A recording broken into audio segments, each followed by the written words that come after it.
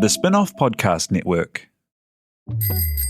Ready to rediscover the joys of cycling? With over 300 kilometres of cycle paths across Tāmaki Makaurau, jumping on your bike and going for a ride is such a fun way to discover the city from a different perspective. Cycling is getting more and more popular across Auckland, so now's a great time to join the hype and give cycling a go. Head to at.govt/cycling to find your nearest cycleway today. The Fold is brought to you by O Media, making brands unmissable and public spaces better across Aotearoa. Kia ora and welcome to the third and final summer reissue series of The Fold.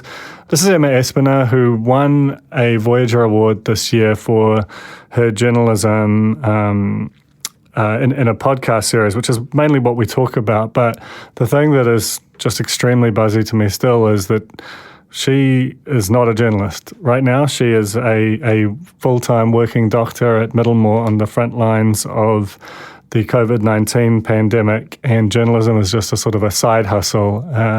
And her journey to making Getting Better, the podcast that we talk about, and obviously the much longer path to becoming a doctor, the motivation behind that is really the substance of what we talk about. I found it tremendously affecting. I think that there are few people more compelling in this country than Emma Espiner, and I hope after listening to this you'll agree.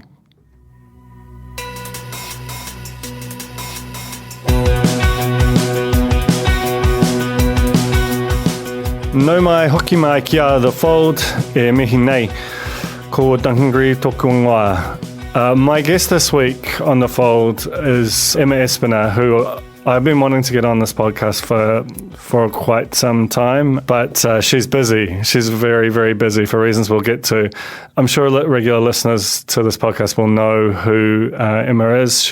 If we just kind of narrowly consider her role in the media, she's a commentator and columnist, essayist, and has also produced a podcast, which I think might be the best podcast New Zealand's ever made. That's certainly how I'm feeling right now. And that podcast is about her day job, her real career, which is as a doctor. And the podcast is called Getting Better. It's produced by Bird of Paradise, which is Noel McCarthy and John Daniels' production company. They do fantastic work and was made for RNZ under the New Zealand On Air's Joint Innovation Fund, which is now sadly defunct.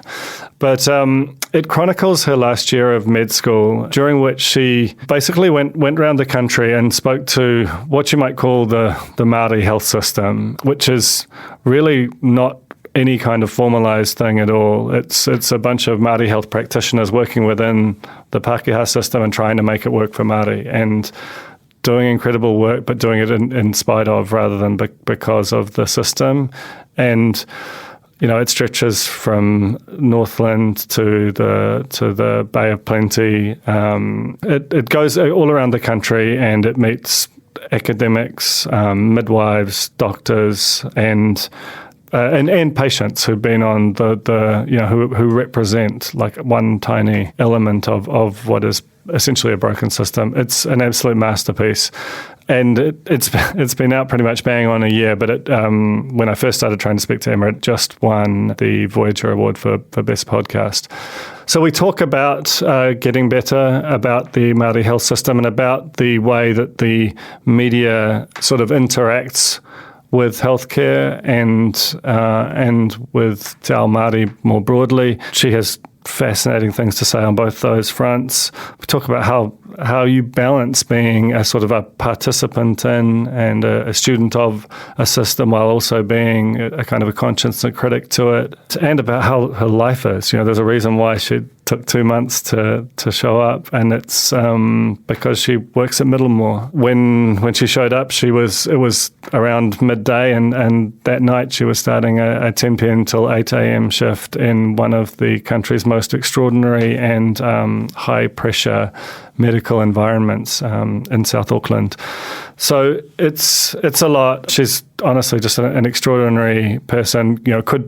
If she were just a journalist and a communicator, she would be one of the most prized and, awarded in the country, but that's just her side hustle. Her main thing is being a doctor. And yeah, that those two roles and the vision into both worlds that gives you make her essentially unique in New Zealand, I think.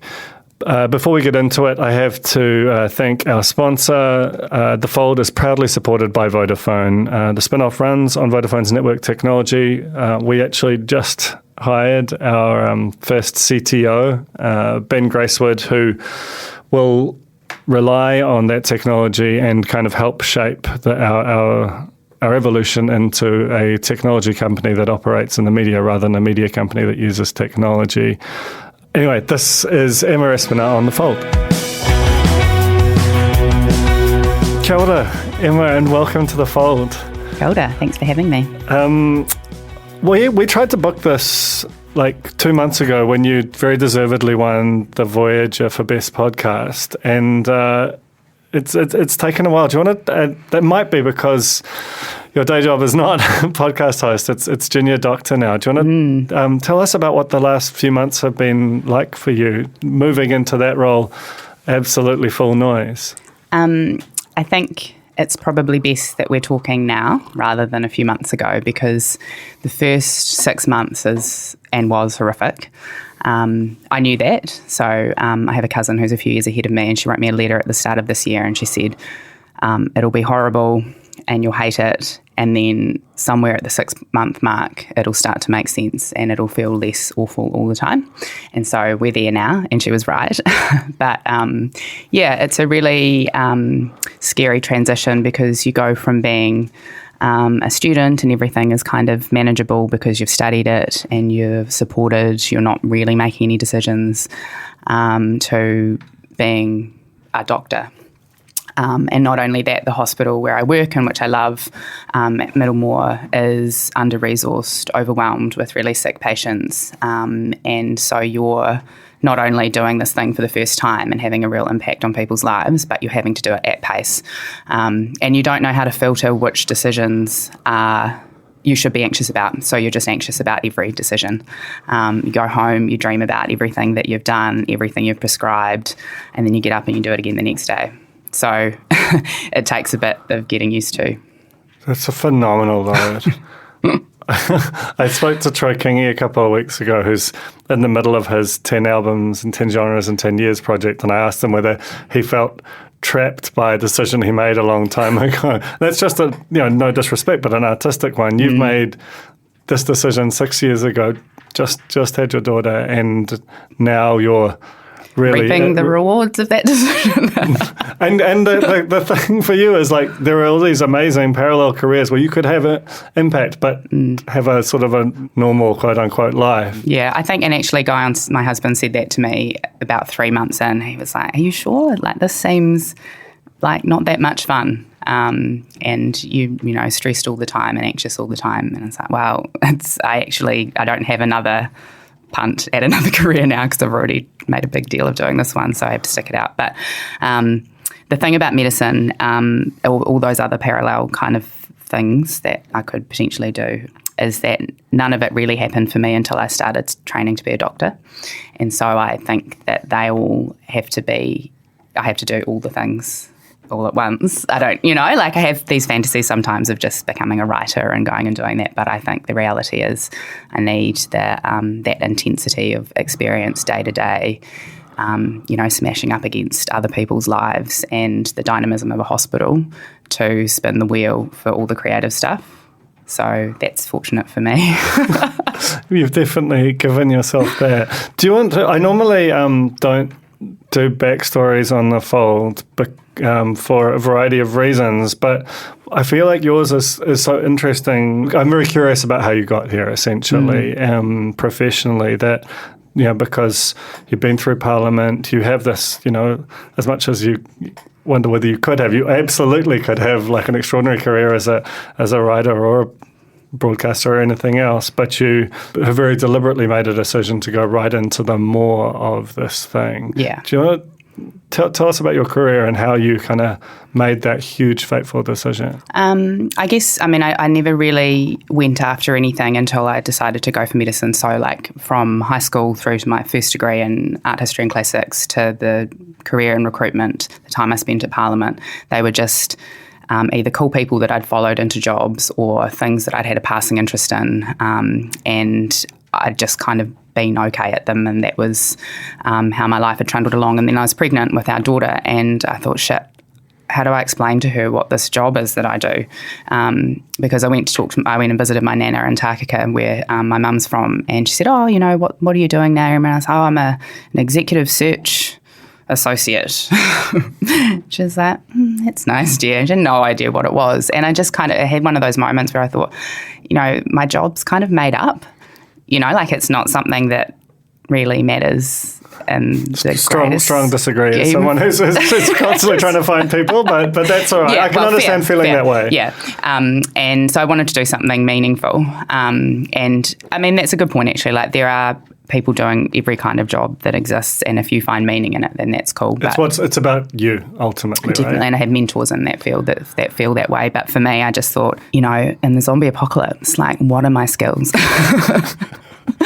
And then what am I going to tell my daughter about what my purpose is? Was it just to make money and buy into this business and then be a rich kind of bored person? So, I did a very boring kind of career assessment thing of myself, because medicine was never on the cards. And I listed every career I could think of, put them all in pros and cons. And medicine was the only thing that came out the other end. And I was tired of being the only brown person in the rooms that I was in. So I think for the 3 years that I was with this executive search firm, there's only ever one other brown person who came through the doors, and the rest were, didn't look like me, didn't look like my community. I wanted intellectual challenge and something that I could do for the rest of my life. Like I don't have a vision of retiring or anything like that. So medicine seemed to fit. And I had no science background, so that was an unlikely decision. And it's just because I have incredibly supportive husband, parents and friends. They were either too scared to say, this seems like a fucking terrible decision, kept it to themselves, or were just like, cool, go for it. So we did it. And then, the first, like, going back to uni is hard as an adult student, especially with a child, and especially in that kind of competitive first year where there's, 1,000 odd students trying to get into medicine. And you're the 30-year-old, mother of one I was going to say try and foot it with the kids, but I didn't really ever try that. I just put my head down and tried to get through the year. But every year it felt more like my place, because you develop those relationships, you find people that are like you, and you find meaning in it. And then even though this year has been horrible, it still feels like the place that I'm meant to be. At what point on that journey did you sort of feel confident or start to communicate about what you were seeing and experiencing within the system? Yeah, well, that was kind of all accidental as well. So when, just to take you back a step, like in 2009 when I met my husband, he was the political editor for TVNZ at the time, and our constant dinner party conversation was the death of the media. There was that, I think there was that movie that was about... So the New York Times, there was a movie, and it was like, this is the end of the traditional media as we know it. And it was very doom and gloom. It was, everyone's going to be out of work. People are going to be uninformed. Remember it well. It was a great moment. Yeah. And so I remember that very clearly. And then once we were in Auckland, because we moved up from Auckland so that I could do this job in this executive recruitment firm, and he went to work for 60 Minutes. I think with the splintering of the traditional media and the emerging of new entities like this one, there was also this parallel push for more diversity, and they're really aligned, which you would be aware of, because as the gatekeepers became less powerful, then there were more opportunities for people who hadn't had time to tell their stories or space to do it, or people that supported them to do it. So I got offered a panel slot on the Paul Henry show. Wow. And I was like, oh, fuck, I've got no qualification for this, but neither does any other party person on there. That's the thing about panels, right? Yes. And I had an in-home media trainer, and Guyan was like, this is, you might as well, like, it's no skin off your nose. You can easily manage him. And manage poor Henry. Yeah. Wow. And that, who knows what else will come from it. So I just started doing that, and then a year later, Newsroom offered me a column. And again, it was kind of like, oh, well, other people seem to be doing this without any talent for it, so let's just have a go. Yeah, and then naturally you talk about what you're seeing. I think it did take me a little while to start really critiquing the health system because, I started doing that, I think, in my third year. And then, you have to be more mindful of the thing that you're talking about if you're going into that as a job and being conscious of your junior role in that space. So I just wanted to make sure that I was really well informed when I started, giving it a go. That's what I was curious about, I guess, is that, it's, I think what you've written and obviously ultimately created the podcast about has been very powerful, but it's also very brave. This is you're saying things that the system is somewhere between sort of self-conscious, belligerent, dismissive, or acutely aware of in various doses and places. But certainly it doesn't necessarily want, certain parts of it don't want anyone to say it, and others would certainly use your youth and all of the other identities you carry against you. And that, did you, when you started to speak, how did the system kind of respond? How did you feel that response? I think, so this is a really important place to reflect on privilege because, so first of all, I'm older and so have some more life experience. I'm married to a broadcaster, so a lot of the people who might have pushed back against me might potentially recognise the name and think, I don't know if I want to be, known in that respect. And also the time. So my mentors and our lecturers and the people that have been pushing for equity for decades have done all of that work when it was far more dangerous to do that and more risky career-wise. So I felt that it was a calculated risk and that it was worth taking because why else was I there? But, the journey's been different for different people. Like, I'm aware of people, 10, 15 years more senior to me who felt that the environment was so toxic for them that they had to wait until they were senior doctors before they could start to act. And that's obviously entirely valid as well because if you want to change the system from within, you do have to still be in that system. And so people have made calculated decisions all the way along, and mine felt, fairly safe for me. And I haven't really experienced any downside to that, to be honest. That's kind of gratifying to hear in a way. Yeah, I don't know. I'm sure people think it. And there's been, you get the comments on social media, which I don't read, and I've had some weird emails and things like that. But by and large, it's been incredibly positive, yeah. So coming to the podcast, which, I think is some kind of a masterpiece and that functions as both a fascinating piece of storytelling and also just a crushing indictment of a health system that is just so dramatically failing Māori. And again, that's a whole new medium beyond writing or panel shows to get into while you're sort of desperately trying to learn to navigate the thing and to become a doctor. Sort of what possessed you? It was fucking Noelle. We were just sitting around at her house one day and I was telling her these stories about what I was saying and she was like, this is a podcast. And I thought, okay, that sounds straightforward. And it did at the time, it was like, cool, I'll hang out with my friend, we'll spend a couple of weeks doing it and it'll be all good. And then... Because you could have done that. That was also a podcast. You didn't, though. No, we didn't. And it became its own thing. And I think that's what I think anyone that's done any work in Te Ao Māori realises there's like kaupapa within kaupapa. You're never just about the one thing. There's always, 15 other things going on. And so for us, it became that. It wasn't just telling a handful of stories. It was like, and we had Gabriel Baker involved, which was really important because it had to be tika. It had to respect the story sovereignty of the people that we were talking to. It had to not just be about doctors. It had to have, authentic stories from the people that experience the system, from nurses, from midwives, everybody, which... Every time you added another layer, added more time and effort and getting it right. But I'm really proud of what came out. And I'm really grateful for working with Noelle, who's just exceptional at everything, and Gabriel, who just kept us really well supported from a tikanga perspective. And also she's like a fucking genius who's read every piece of health research that's ever been written in this country. So she was the intellectual grunt as well.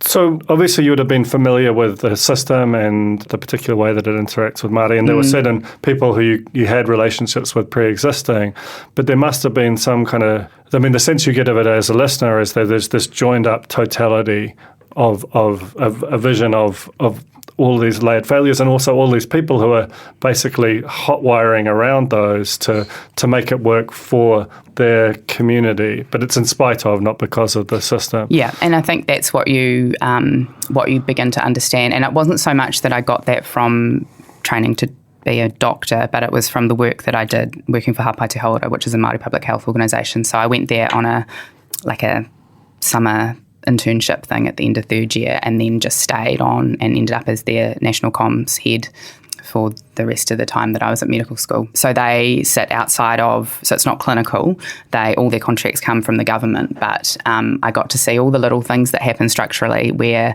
their contracts were worth less than those that had gone to Pākehā organisations. They had higher compliance costs because they had to report more frequently.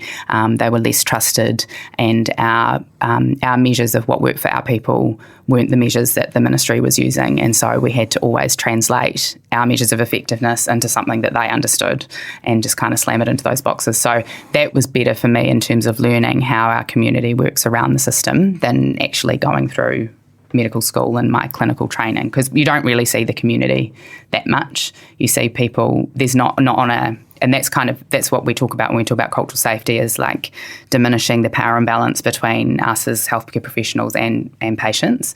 And when you see someone in hospital, they're at their most vulnerable and you're most powerful. So it's quite hard to articulate that within that environment, or the way that people work around the system in the hospital setting. But in general practice in the community, there's a lot more flexibility to do that and see that.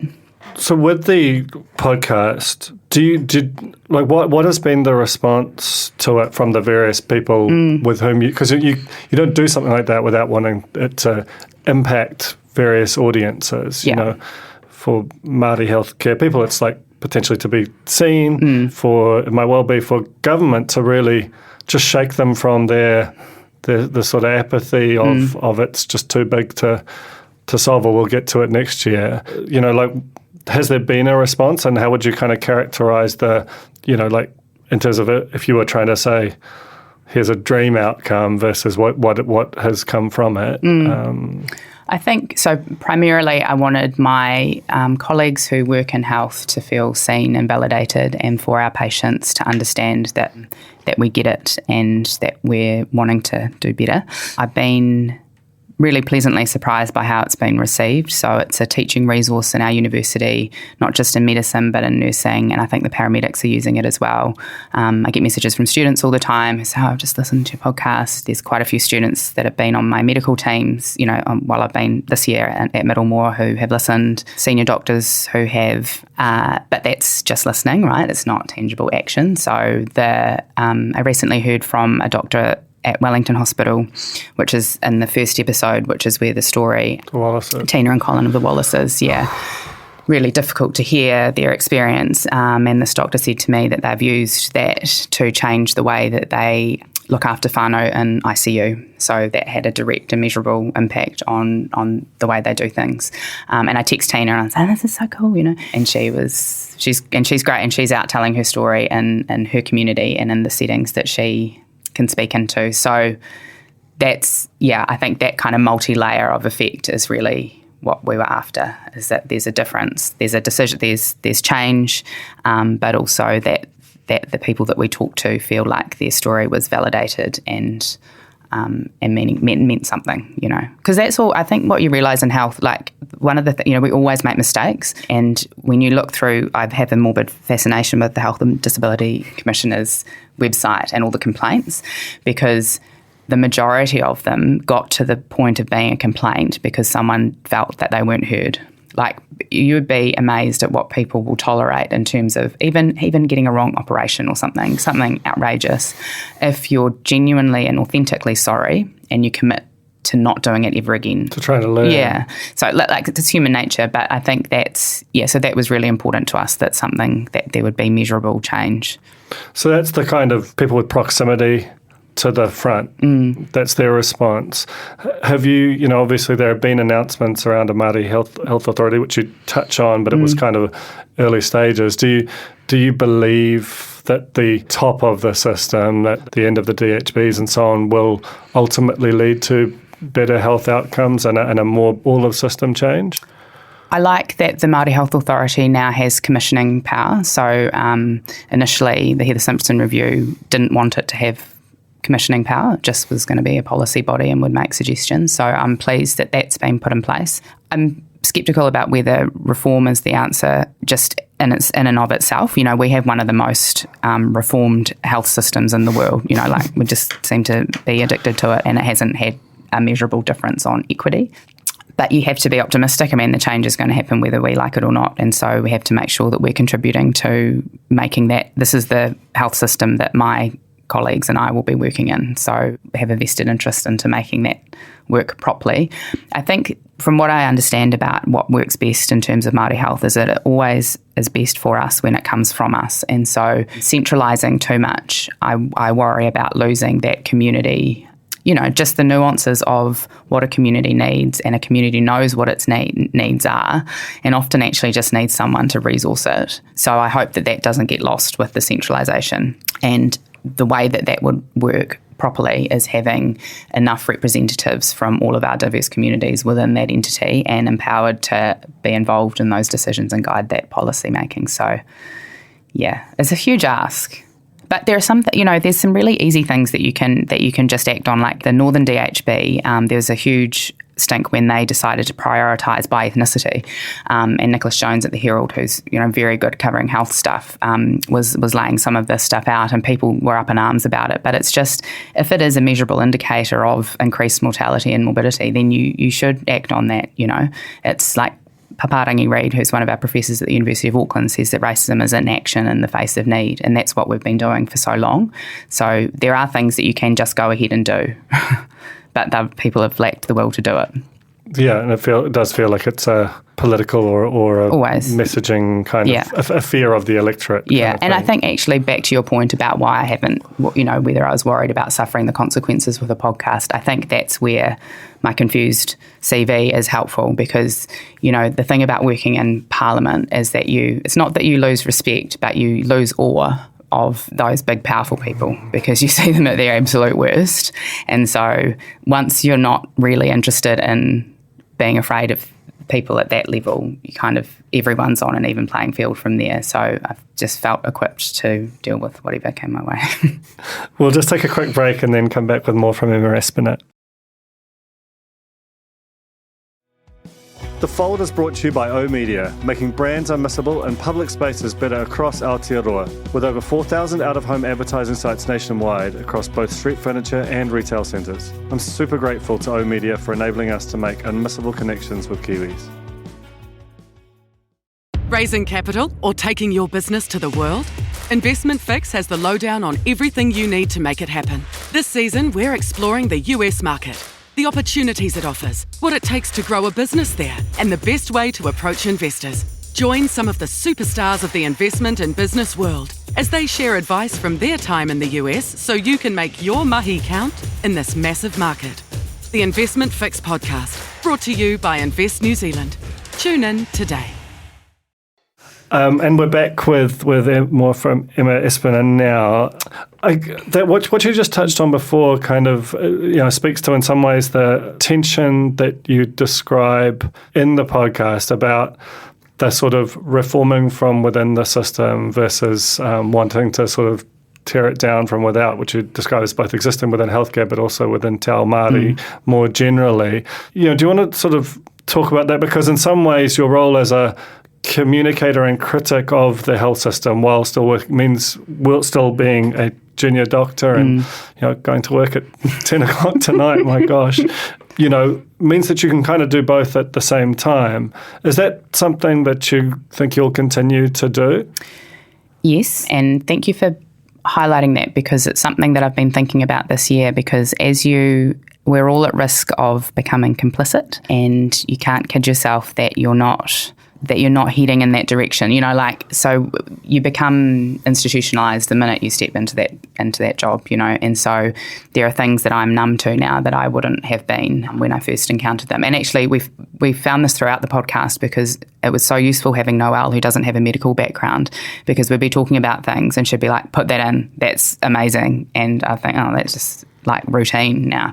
Do you sort of stop seeing things in a way just because you experience them over and over? Yeah, and so that's why that having this broad community of activism is really important, because I need to know that I need to be honest with myself about what I'm pushing for and whether I'm still pushing hard enough, and to have that critical analysis of my, at some point you have to be pragmatic as well about your own career and when you do bring things up, when you don't, what do you let slide? What's your absolute bottom line? And so you need to be in touch with what's the thinking from our our leaders who are talking about health equity and what needs to happen. So I'm really always reading, Paparangi read Elena Curtis, Rhys Jones, Donna Cormack. So what are they advocating for? They're academics, so they're not in the clinical environment anymore, but they're very much connected to what we should be doing.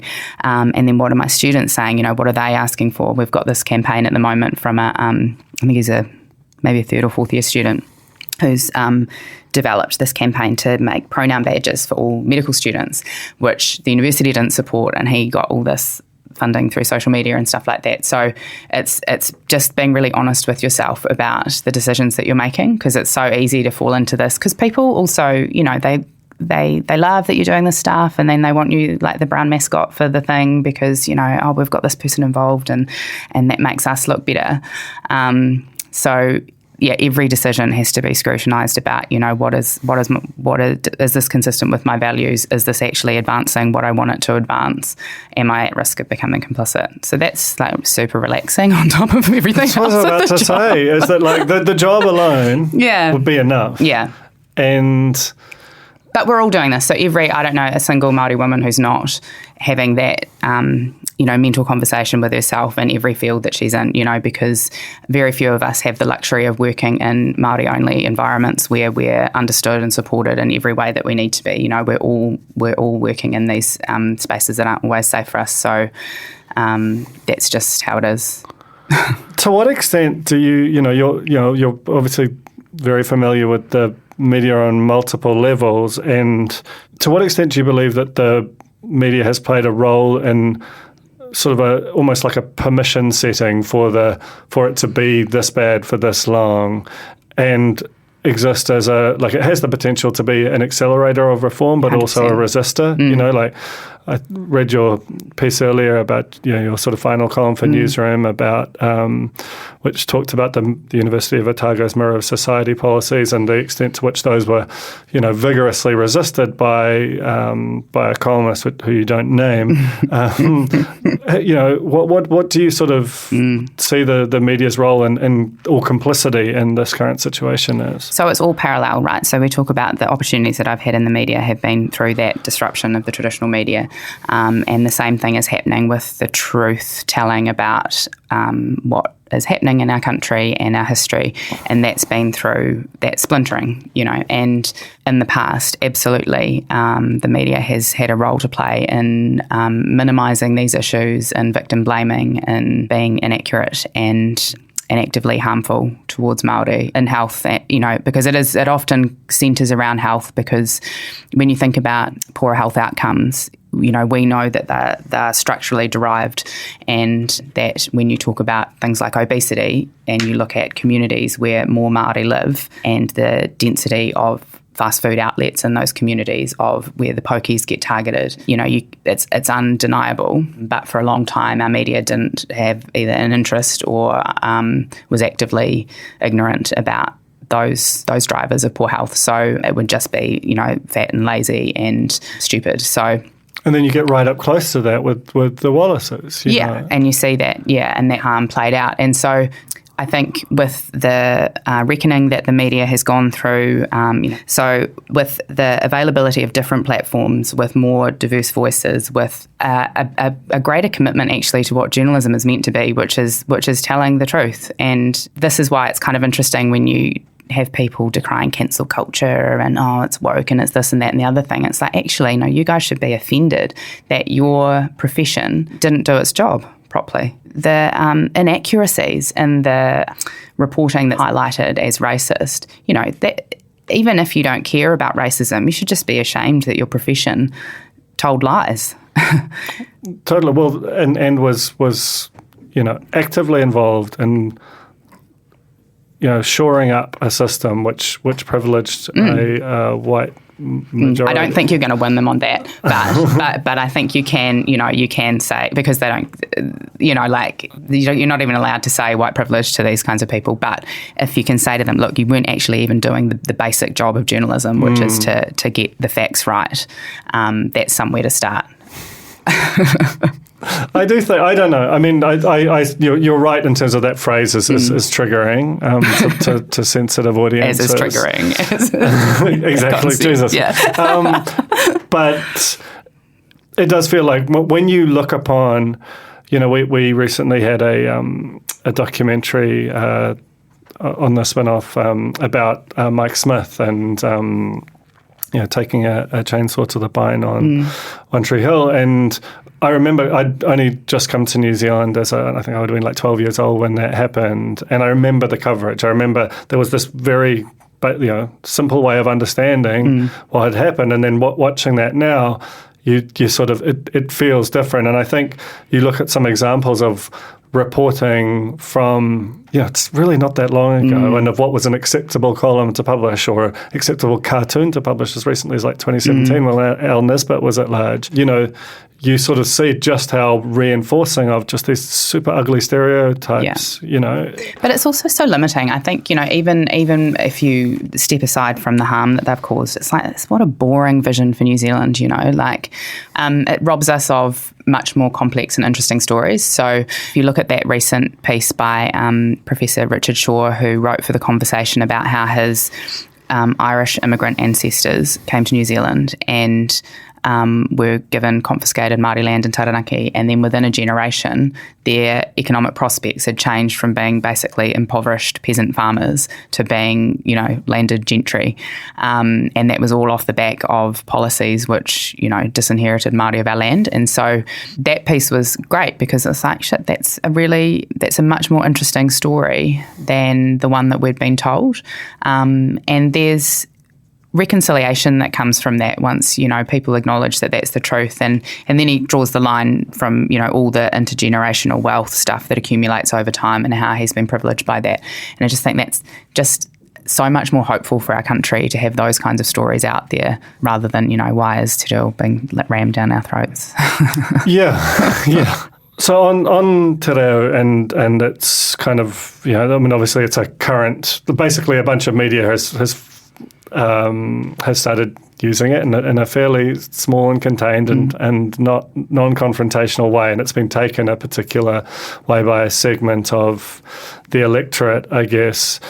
But what they're trying to do, and I think hopefully it is doing, is saying that this media is not just for Pākehā New Zealand, that it is for more than just that, and that also feels like it's a theme of getting better, that the health system, just by making whether it's accommodations or just being more kind of culturally aware or aware of the nature of our society, that it can open up to and be a lot more effective deliverer of what it needs to. Yeah, and it's that they are the same in a way as that, when you take your baseline as Pākehā New Zealand, then it doesn't work for anyone else or it doesn't work as well. And it's the same in the media. And I heard your conversation with the minister and talking about who morning reports for, and, those kinds of audiences are well served by what exists currently and won't lose out if we create things for other people as well. In health, it's incredibly urgent because that Pākehā baseline has meant that Māori aren't getting good care and aren't getting the right care. Even things as basic as, the entry point for cancer screening, for bowel cancer screening isn't right because it's the Pākehā baseline, not Māori, which is younger. And yet they haven't made the easy decision, which would be to screen Māori earlier for all reasons. There's always reasons, and it's resourcing. It's, we don't have the plan to roll out at the moment. There's always something, but you have to bring it back to that, this is inaction in the face of need. And if you're not doing the right thing for Māori, you're saying you can wait and receive less care and less quality care while we just carry on treating the baseline Pākehā with best practice. The diverse audiences thing, I think, is really fascinating. So everyone's now kind of acknowledged that you need to deliver to people that might not have been well served by the media in the past. But still, I haven't seen a shift in leadership positions that tells me that these organisations are serious about sustainable change. So it's all very well and good to put out a pitch saying, we want, young Pacific audiences, so, these production companies or groups to send in their pitches.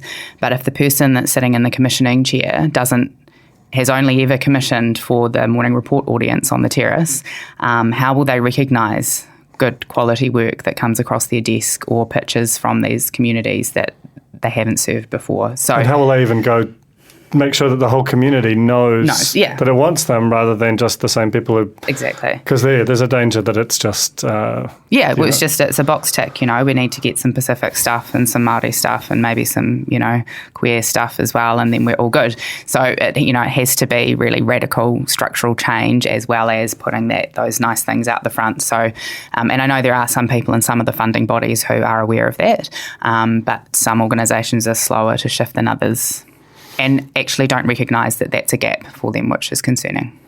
So do you, as someone who's now, right up close to both these things, do you, and you're at the end of that sort of 6-year journey and through both of them, do you feel, characterise your emotions, are you hopeful about the way that the interaction of journalism and communications and health can start to salve these wounds? Yeah, and I think, yes, absolutely, because medicine has always been about storytelling. So we get patients to tell us their stories. We then tell those stories to our colleagues. Sometimes we write those stories up for medical journals as research, it is storytelling as a profession. And we have a responsibility to tell the stories that will influence change for our patients.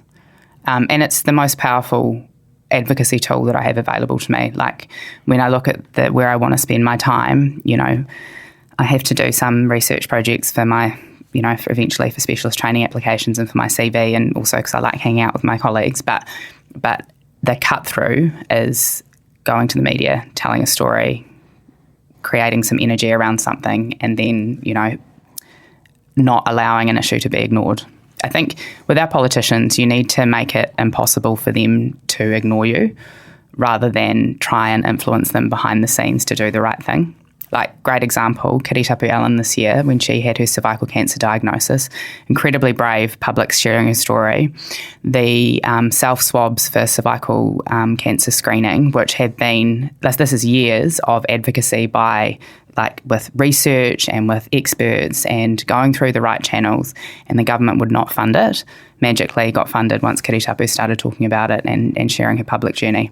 And the government denies that had anything to do with it, but it's just a remarkable coincidence. But that's the power of storytelling and doing it the right way.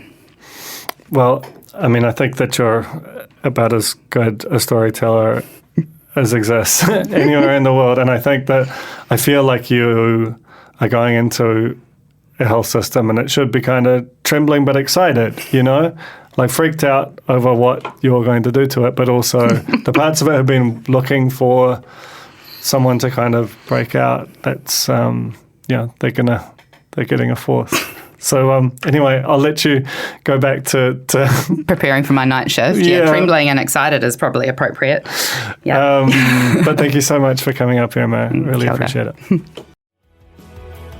That was The Fold, brought to you by our partners at O Media, making brands unmissable and public spaces better across Aotearoa. Huge thanks to O Media for sponsoring this episode of The Fold and enabling us to make unmissable connections with Kiwis.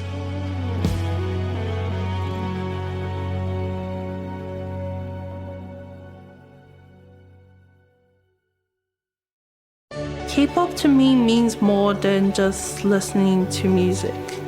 It's learning to be myself. The spin-off's new documentary, K-Pollies, follows 3 Pacific youth obsessed with K-pop. In a one-off documentary, see what they've found in Korean pop culture and how they bridge it with their own. When you start dressing, looking different, everyone side-eyes you. But in K-pop, they're just like, no, like celebrate yourself. Watch K-Pollies today at thespinoff.co.nz/videos. Made with the support of New Zealand On Air. The Spin-Off Podcast Network.